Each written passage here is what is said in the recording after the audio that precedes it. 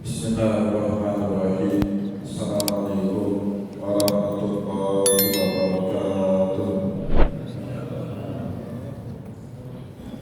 Alhamdulillah, alhamdulillahilladzi ja'ala al-ilma taharatan lin-nufus wa nuran lil-basair wa hadiyan ilal jannah.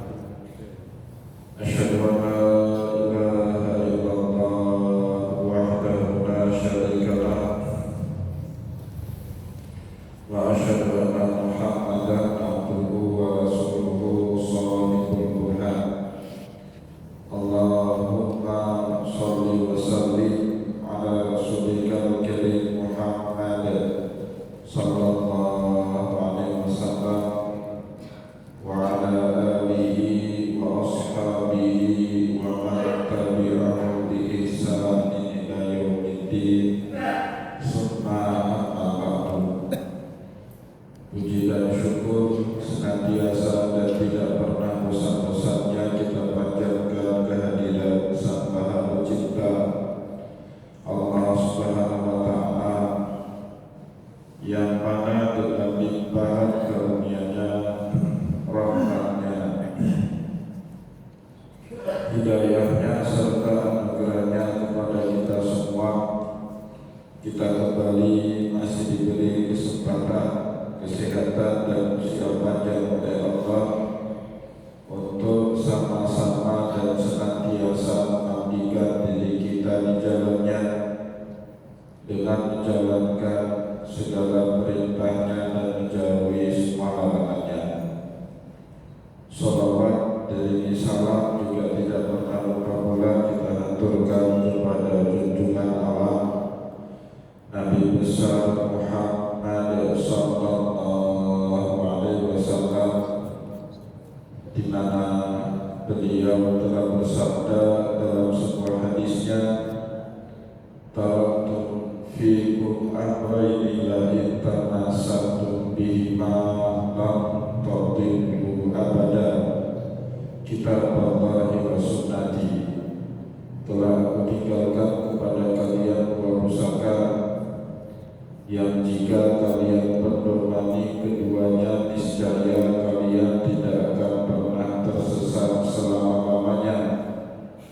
Al-Quran kitabnya Allah dan hadis sunnahnya Rasulullah sallallahu alaihi wasallam. Bapak Ibu kaum muslimin dan muslimat jamaah pengajian yang dimuliakan oleh Allah, mari pada kesempatan malam yang mulia ini, sambil kembali kita niat iktikaf di rumah Allah,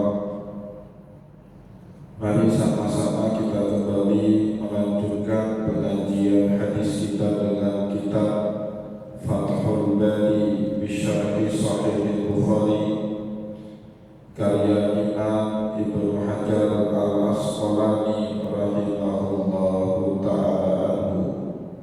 Dan insyaallah pada kesempatan subuh malam kali ini kita kembali akan melanjutkan bahasan kita dengan kitab yang keempat, kitab berwudu.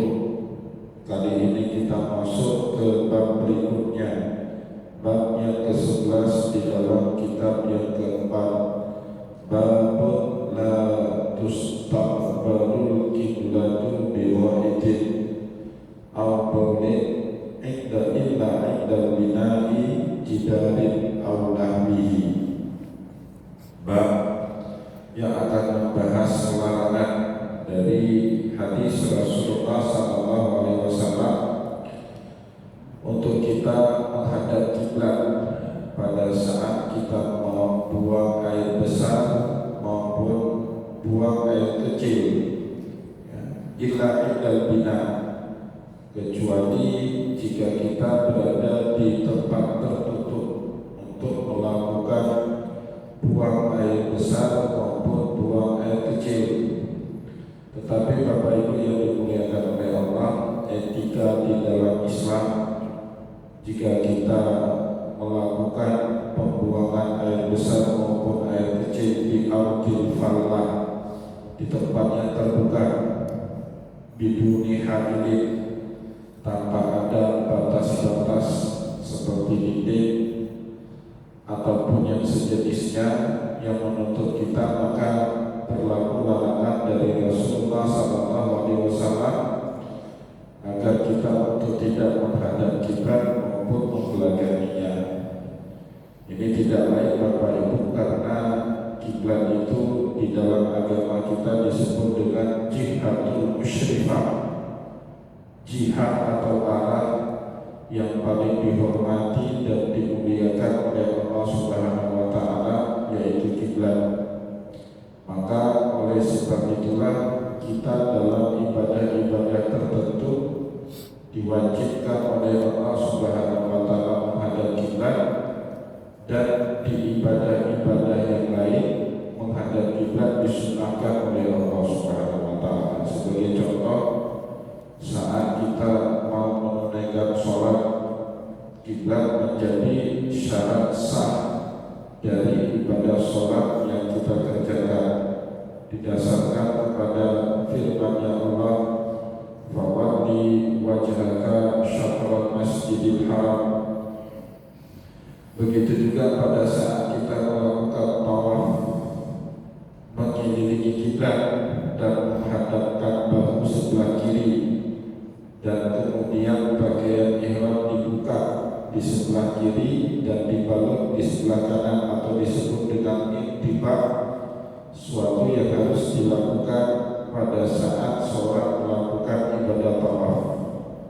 Dan juga ibadah-ibadah yang lainnya yang disunahkan oleh Allah Subhanahu wa Ta'ala untuk kita menghadap kiblat, ya. Pada saat kita zikir, baca Al-Quran, itu sunnahnya menghadap kiblat, ya. Begitu juga mendengarkan khutbah, yaitu makmum sunnah selain khatib tentunya yang membelakangi kiblat. Selain daripada khatib, itu sunnahnya mendengar khutbah sambil duduk menghadap kiblat. Sebagian ulama bahkan mengatakan itu perkara wajib. Kalau kita mengambil pendapat yang mengatakan wajib, tidak sah bagi jamaah Jumat yang mendengar khutbah Jumat tidak menghadap kiblat, duduk di balai di belakang masjid sana sambil merokokan dengan khutbah. Waktu khatib mau menutup khutbah, barakallahu li wa lakum fil Qur'anil Karim, baru datang ke masjid, itu tidak sah khutbahnya. Kalau menurut sebagian ulama yang mengatakan menghadap atau mendengar khutbah dengan menghadap kiblat itu suatu perkara yang wajib. Begitu juga yang sering menjadi, sebenarnya menurut saya itu kesalahan yang sudah terlanjur dibiasakan oleh masyarakat kita. Bapak Ibu, dulu di masa Rasulullah sunnahnya siapa yang khatib Jumat dialah yang sunnah menjadi imam sholat Jumat. Di masa kita karena ada sebagian khatib yang tidak siap untuk mengimami sholat Jumat berjamaah, maka tugas ini dipisah. Bahkan kalau di kota Banda Aceh jamak terjadi hampir di semua masjid, tugas khatib dengan tugas imam dipisah. Pada saat khatib membacakan dua rukun khutbah, kadang-kadang imamnya pun belum datang ke masjid. Bagaimana cara dia mengimami sholat berjamaah sedangkan dia sendiri tidak mendengar dua rukun khutbah yang diwajibkan di dalam agama? Ataupun kalau dia dengar dua rukun khutbah, dengarnya tidak di tempat yang seharusnya, dengarnya di ruang imam. Nah, itu kalau kita pakai pendapat ulama apapun tidak ada yang membolehkan itu. Tapi itu kan kesalahan yang sudah diterima oleh masyarakat kita. Jadi saya berulang kali itu Bapak Ibu menyebut hal itu tidak boleh sebenarnya. Sebagaimana jamaah Jumat yang lain sunnah mendengar khutbah sambil menghadap kiblat, begitu juga seorang imam kalau tugasnya dipisah dengan khatib, dia hendaknya duduk mendengar khutbah di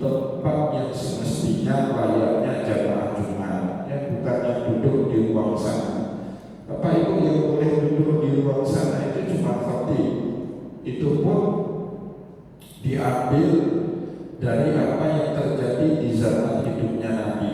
Ya, Nabi itu dan keluar dari kamarnya untuk duduk bersama jamaah pada saat hari Jumat.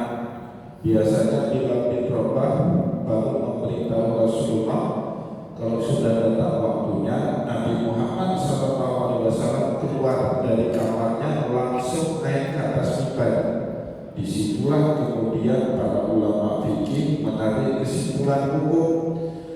Kalau kita jadi jamaah Jumat, sunnah kita datang cepat, sedangkan jadi khatib sunnah datangnya telat.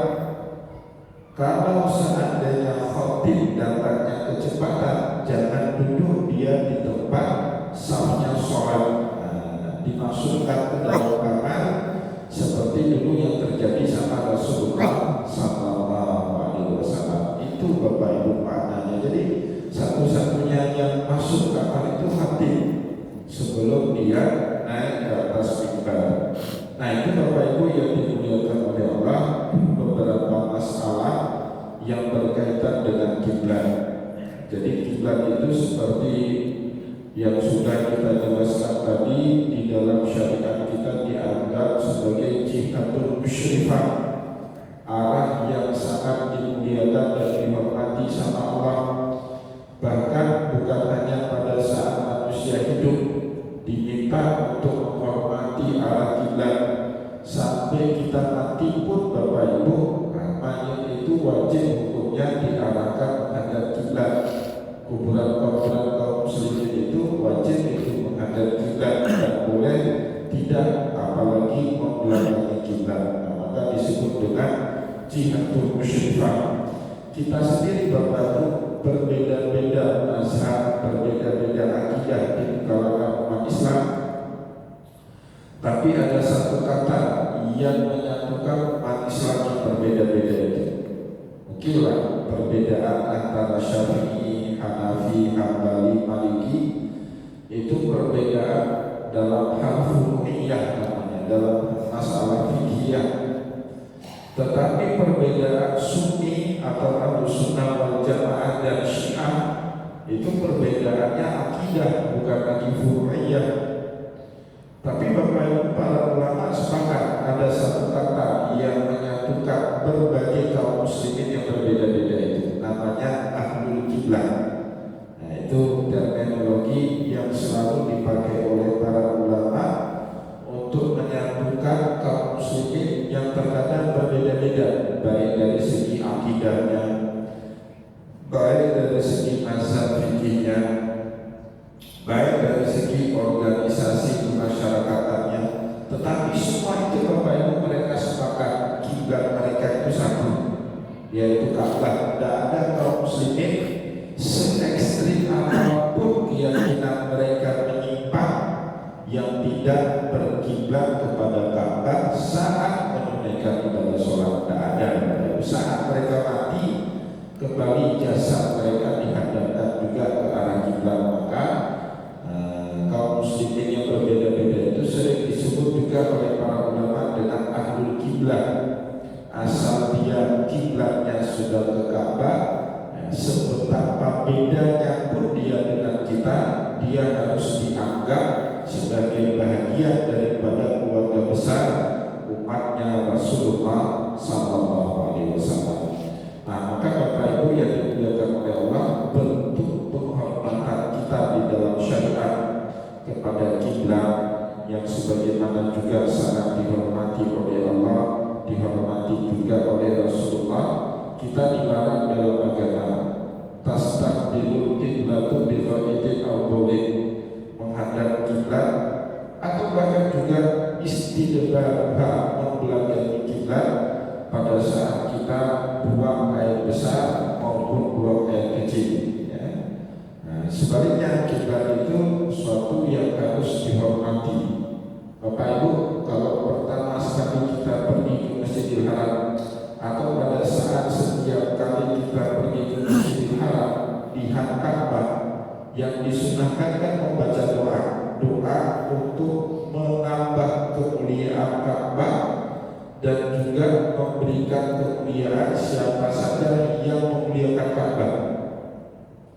Allahumma zid hadzal baita ta'ziman wa tashrifan wa takriman wa zid man syarafahu wa 'azzamahu wa karamahu ta'ziman wa tashrifan wa takriman. Ya Allah, tambahkanlah kemuliaan rumah ini, kehormatannya, keagungannya, keluhurannya, dan berikanlah tambahan kemuliaan, kehormatan, keluhuran bagi siapa saja yang memberikan penghormatan kepada Ka'bah ini. Itu kan doa yang dianjurkan, yang dicontohkan kepada kita oleh Rasulullah SAW. Semuanya mengarah untuk kita memuliakan Ka'bah itu sendiri. Maka Bapak Ibu, di dalam buang air besar maupun air kecil, kita dilarang untuk menghadap kiblat sebagai bentuk kemuliaan penghormatan kita kepada Ka'bah, sebagaimana Ka'bah itu juga dimuliakan oleh Allah Subhanahu wa taala dan juga Rasulullah SAW. Illa inda bina bijidalin aw nahbihi, kecuali jika kita buang air besar, buang air kecil di tempat yang dikelilingi oleh bangunan, baik bangunan yang berupa dinding aw nahwihi, atau selain daripada dinding, kayu misalnya, seng misalnya, terpal misalnya, fiber misalnya, baru larangan menghadap atau membelakangi kiblat pada saat kita buang air besar maupun buang air kecil. Sudah tidak ada lagi, walaupun para ulama tetap mengakui sunnah ya jambak kakus sedikit, walaupun sudah ada penghalangnya, ada dindingnya, ada tempat tertutupnya, tetap dibuat tidak mengarah ke kiblat maupun membelakangi daripada kiblat. Itu disepakati oleh para ulama, tapi bukan lagi larangan ya, cuma anjuran. Kalau sudah ada dinding, nggak usah dirobohkan Bapak Ibu ya. Seandainya toilet kamar mandi Bapak Ibu jambatnya sudah terlanjur menghadap atau membelakangi kiblat, nggak usah, paling bisa nggak usah, yang ada disuruh ya. Nggak apa-apa, lanjut aja ya. Tetapi yang mau bangun rumah, perhatikan Bapak Ibu etika yang ada di dalam syariat kita tadi, yang moga-moga kiblatnya atau kakusnya tidak menghadap atau tidak membelakangi kiblat. Bapak Ibu kaum muslimin dan muslimat jamaah pengajian yang dimuliakan oleh Allah, di dalam bab ke-11 ini Imam Bukhari meriwayatkan kepada kita hadis nomor 144, di mana hadis nomor 144 ini diriwayatkan kepada kita oleh Imam Bukhari dari gurunya. Haddatsana Adamu qala haddatsana Ibnu Abi Dhi'b qala haddatsana Az-Zuhri atau Ibnu Syihab Az-Zuhri At-Atha'i bin Yazid Al-Laitsi an Abi Ayyub Al-Ansari radhiyallahu anhu qala, dari sahabat Nabi yang bernama Abu Ayyub Al-Ansari. Abu Ayyub Al-Ansari ini termasuk sahabat yang juga paling banyak meriwayatkan hadis, karena Bapak Ibu yang dimuliakan oleh Allah, setibanya Nabi Muhammad di kota Madinah, beliau tidak punya hotel, tidak punya rumah, tidak punya wisma, tapi Nabi Muhammad numpang tempat tinggal di rumahnya Abu Ayyub Al-Ansari radhiyallahu anhu. Itulah yang menyebabkan di kemudian hari Abu Ayyub Al-Ansari ini banyak mengetahui sunnah-sunnah dari Rasulullah SAW. Dalam sebuah riwayat, Rasulullah bertempat tinggal di rumah Abu Ayyub Al-Ansari sampai 4 bulan. Sebagian riwayat yang lain sampai 6 bulan tinggal, nggak pada rumah Nabi Muhammad. Setibanya Nabi di kota Madinah, yang dipikirkan oleh Nabi pertama bukan buat rumah Bapak Ibu. Apa yang dipikir sama Nabi? Buat masjid. Buat masjid. Di kota Madinah pada saat itu ada satu lokasi, entah kenapa Nabi tertarik betul dengan lokasi itu. Lokasi itu dekat dengan kuburan baki milik dua orang bersaudara, Utbah dan Syaibah, yaitu Nabi Muhammad SAW kemudian mengajak para sahabat urunan uang untuk membeli tanah kedua anak yatim piatu tadi. Nah, itu Bapak Ibu pertama dalam sejarah Islam terjadinya wakaf melalui uang. Jadi wakaf pertama itu justru bukan wakaf tanah, Bapak Ibu. Salah kalau ada orang bilang wakaf itu cuma boleh dengan harta tak bergerak seperti tanah dan bangunan. Salah, Bapak Ibu. Pertama sekali sejarah wakaf di dalam Islam itu justru dengan dinar dan dirham. Kenapa demikian? Nabi Muhammad bikin tanah untuk bangun masjid. Tapi kan gak mungkin minta, itu rampok namanya. Apalagi tanah milik anak yatim piatu. Bagaimana cara membebaskan tanah itu? Nabi Muhammad ajak para sahabat, terutama sahabat-sahabat Ansor, karena sahabat Muhajirin, Bapak Ibu, harta benda mereka tinggal semua di Mekah, tak punya duit. Utsman belum kaya, harta dia sudah kaya, tapi konsekuensi hijrah, Utsman bin Affan, Zubair bin Awam, Sa'ad bin Abi Waqqas jatuh miskin. Jadi hijrah itu pengorbanannya luar biasa. Kalau Bapak Ibu sekarang hijrah, jangankan hijrah, pindah tugas, pindah kerja dari Banda Aceh ke Jakarta, itu Bapak Ibu gak jatuh miskin, bahkan makin kaya. Dapat promosi, dapat fasilitas, dapat uang rumah dinas, dapat uang pindah rumah, macam-macam. Kalau dulu pada saat hijrah itu Pak, tinggal semua itu. Hartanya gak dibawa, yang dibawa cuma pakaian ibadah. Miskin. Utsman yang kaya jatuh miskin, saat Nabi Waqqas jatuh miskin.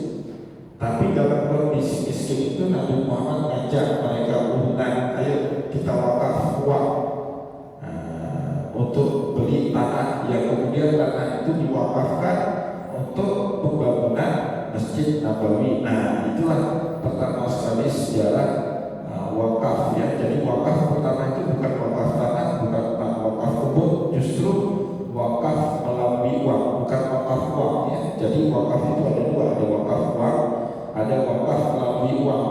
Kalau wakaf uang, benda wakafnya itu uang itu sendiri. Kalau wakaf melalui uang yang kita wakafkan, kemudian diberikan tanah dan tanahnya dipakai misalnya untuk pembangunan masjid. Bapak Ibu bangun masjid, tanah sudah ada, bangun masjid butuh semen, butuh besi, ya kan, butuh lantai keramik atau granit. Kita kumpulin uang wakaf, itu namanya wakaf melalui uang. Uang kita kasih, kemudian uang itu dipakai untuk membeli semen, beli besi, beli granit dan seterusnya. Bapak Ibu kaum muslimin dan muslimat, jamaah pengajian yang dimuliakan oleh Allah, Abu Ayyub Al-Ansari radhiyallahu anhu bercerita kepada kita qala Rasulullah sallallahu alaihi wasallam, di mana Rasulullah sallallahu alaihi wasallam pernah bersabda, "Idza ata ahadukumul ghaida," kalau kalian ingin buang air besar, fala yastaqbil qiblatan wala yuwalliha dhahraha, maka jangan sesekali kalian menghadap atau juga membelakangi punggung kalian dari arah kiblat. Walakin syarriqu aw gharibu, tetapi menghadaplah ke timur ataupun menghadaplah ke barat. Nah, ini hadis ini hanya boleh di kota Madinah, Pak. Kalau kita justru sebaliknya, kalau menghadap ke barat menghadap kiblat, kalau kita menghadap ke timur kita membelakangi kiblat. Di dalam hadis ini sebaliknya. Kenapa? Karena letak geografis kota Madinah itu Bapak Ibu di tengah-tengah. Kalau kita imajinasikan Madinah itu letaknya di tengah-tengah. Selatannya Madinah itu Ka'bah, kota Mekah atau kota Ramah.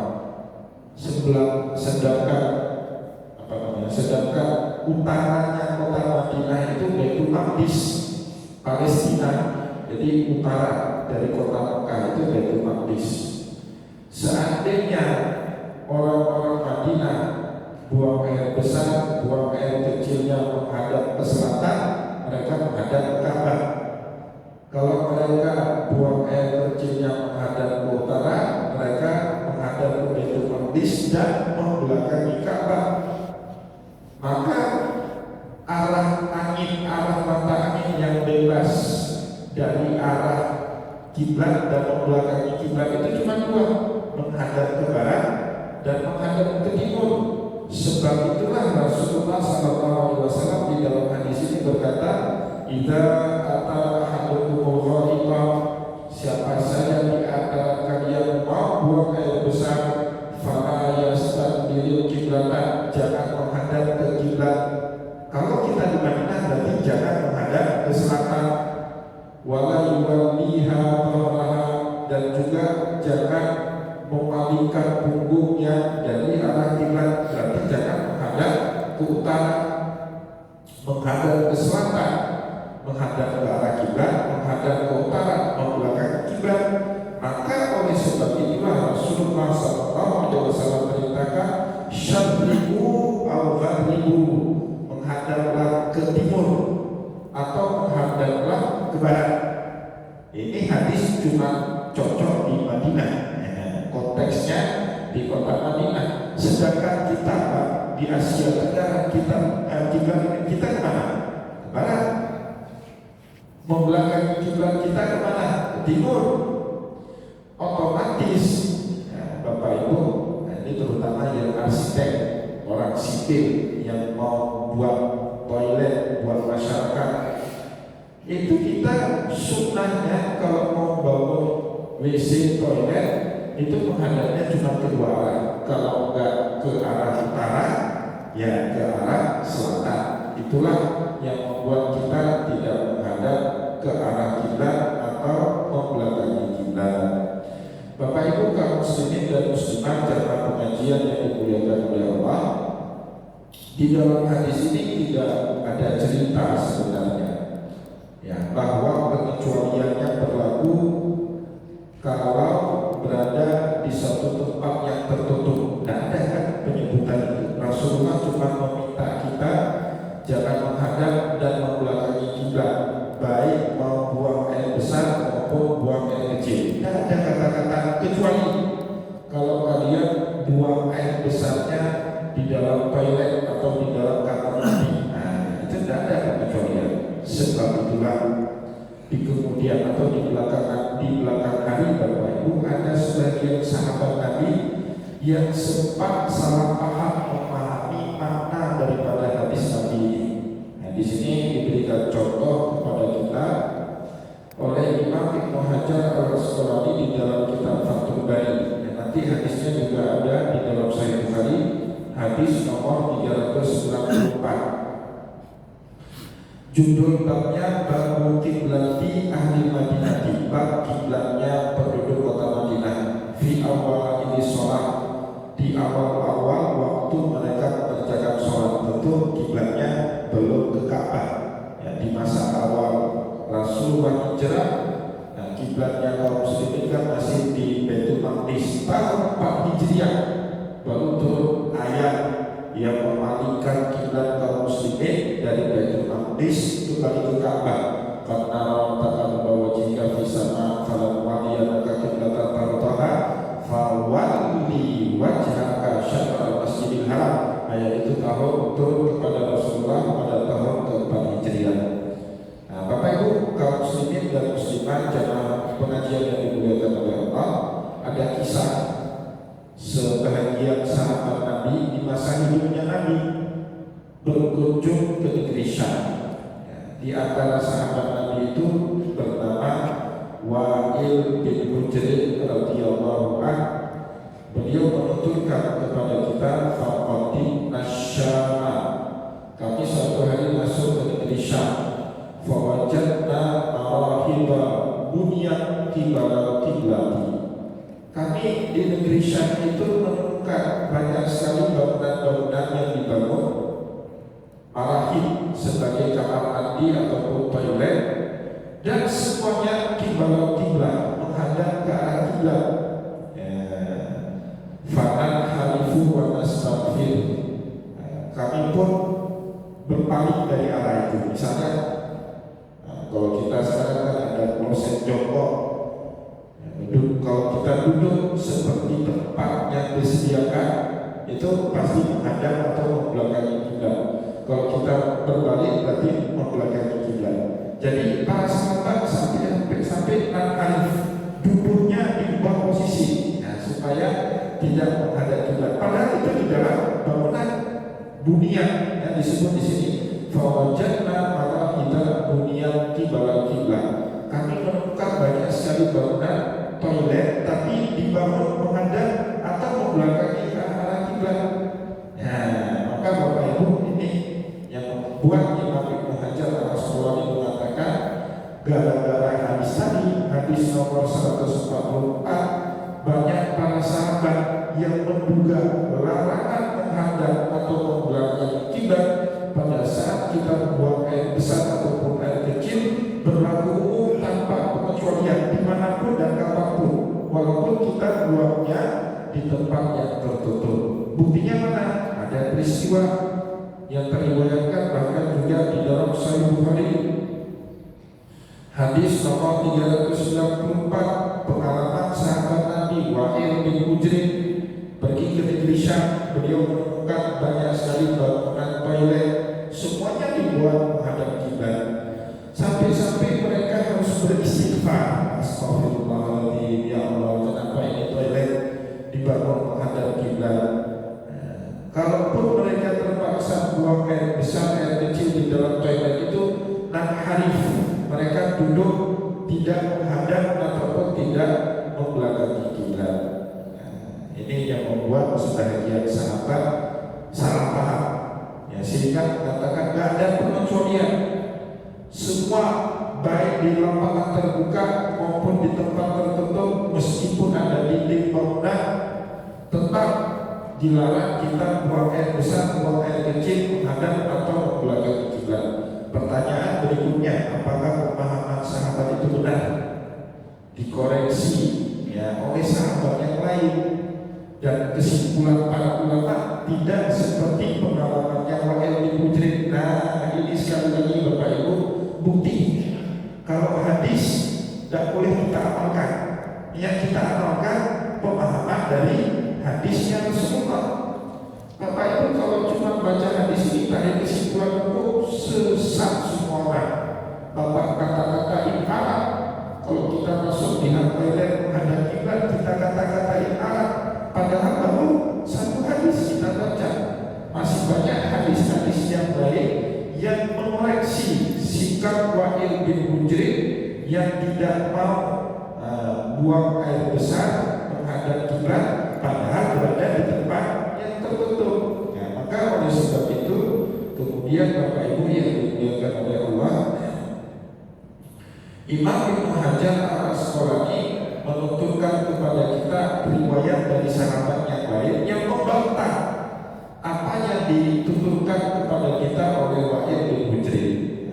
Dan hadis itu ada di dalam Musnad Imam Ahmad bin Hanbal, walafduhu an Ahmad fi Musnadih. Adapun lafaz para sahabat yang mengoreksi ceritanya Wa'il bin Hujr bisa kita temukan riwayatnya di dalam Musnad Imam bin Ahmad bin Hanbal dari sahabat Nabi Anas bin Malik radhiyallahu anhu. Beliau mengatakan kepada kita, karena Rasulullah sallallahu alaihi wasallam yanhana an nastadbiral qiblata aw nastaqbilaha bi furujina idza ahratnal ma'a.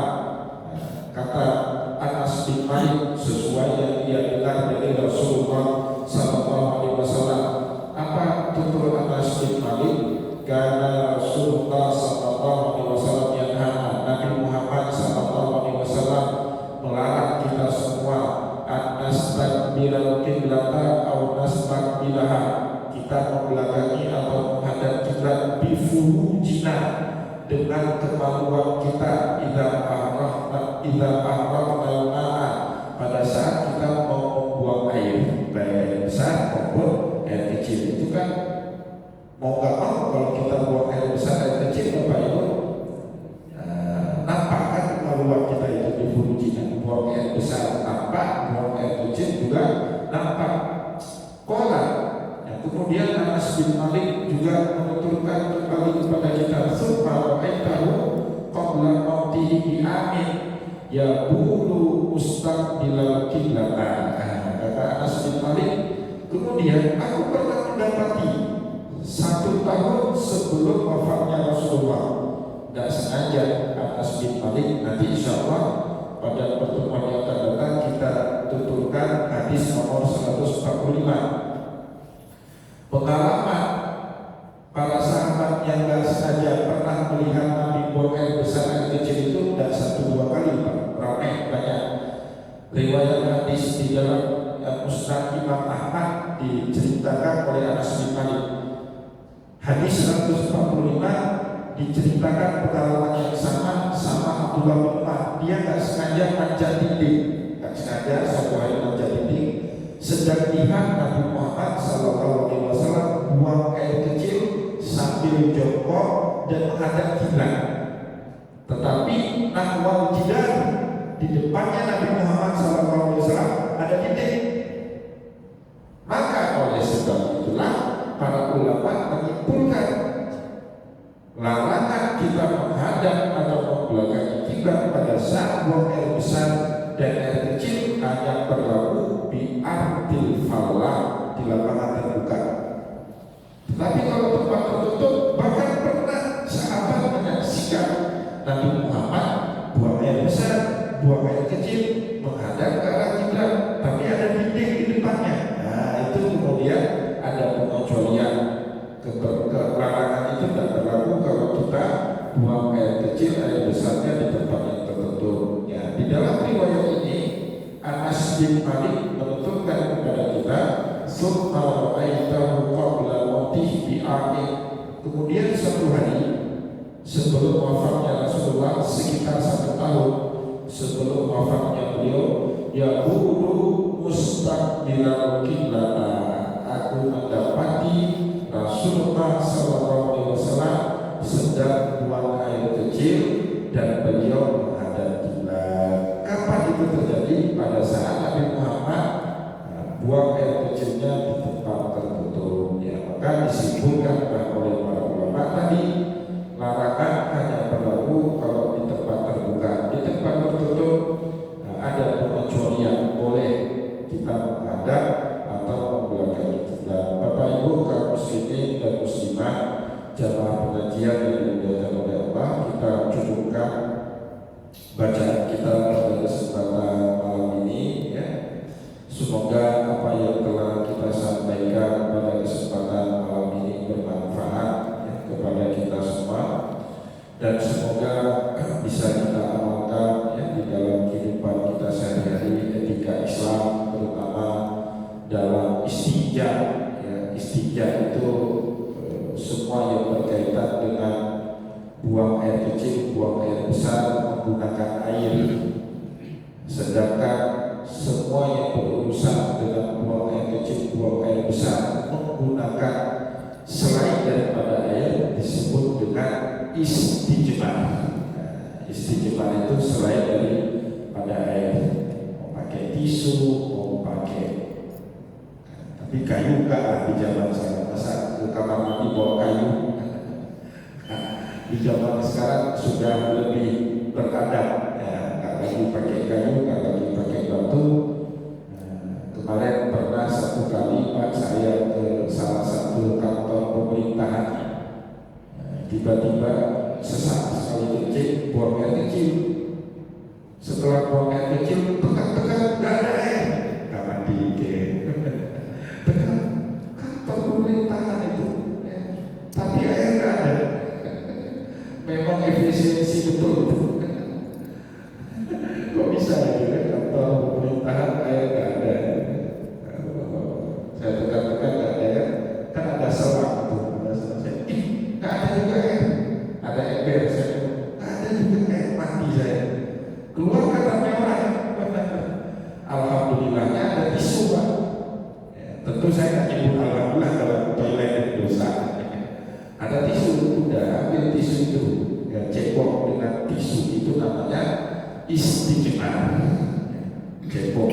kecil, bukan cebok air besar ya. Kalau cebok air besar walaupun boleh, tapi beli kayaknya. Kita orang terbiasa pakai air, nggak terbiasa dengan itu kan. Itu boleh sholat nggak Ustaz? Boleh. Itu namanya istighfar. Bahkan Bapak Ibu boleh buka semua kitab Syafi'i. Saya hafal ibarat di dalam kitab I'anah itu Bapak Ibu. Ibarat kitabnya jadi Imam Abu Bakar Asy-Syattar dalam kitab I'anah itu berfatwa ini, wa yajuzul istijmari ma'a wujudil ma. Bahkan istijmar itu boleh meskipun ada air. Jadi pilihan itu, nggak wajib pakai air Pak ya. Sekali-kali Bapak Ibu pakai batu lah bawa batu bakar ke toilet gosok gitu. Itu pilihan, bukan jadi jangan ini nggak ada air nih, nggak bisa kencing, nggak boleh pakai air. Maka Imam Abu Bakar Asy-Syattar kan fatwanya wajib juzul istighfar, boleh kita cebok air besar atau cebok air kecil bil istighfar dengan menggunakan selain daripada air walaupun ada air bersama kita. Ya, mungkin kalau kita ke lantai bawah ada air, tapi kan tak mungkin saya ke lantai bawah celana terbuka. Udah pakai tisu aja, bersihkan, selesai, beres. Cari air untuk sholat. Kalau sholat nggak boleh tayamum sebelum usaha cari air. Nggak boleh tayamum. Itu wajib usaha cari air, wajib baru boleh beralih kita untuk menggunakan tayamum kalau tidak ada air. Tapi kalau Banda Aceh, orang Banda Aceh nggak diterima tayamum. Kenapa? Kita ada sungai, ya kan? Orang kecamatan Bulekani itu nggak boleh tayamum. Ada sungai sana itu di Pangwa itu ada sungai. Hampir nggak pernah kering itu sungainya. Apalagi orang Alunaga, orang Melayu itu nggak ada cerita tayamum mereka tutup bab tayamum bagi orang Melayu. Kenapa? Nggak ada air, cebur ke laut. Justru nggak ada air di rumah, belum masuk ke laut, udah selesai. Air laut itu termasuk ma'ul mutlaq ya, nggak ada cerita. Siapa kemungkinan orang tayamum? Jabaliyun, orang umum, nah itu mungkin orang tinggal di sawah itu bisa dia tayamum nggak ada air. Tapi bagi kita Banda Aceh nggak ada cerita itu, wajib usaha cari air ya. Bapak Ibu kaum muslimin dan muslimat jamaah pengajian yang dimuliakan oleh Allah, semoga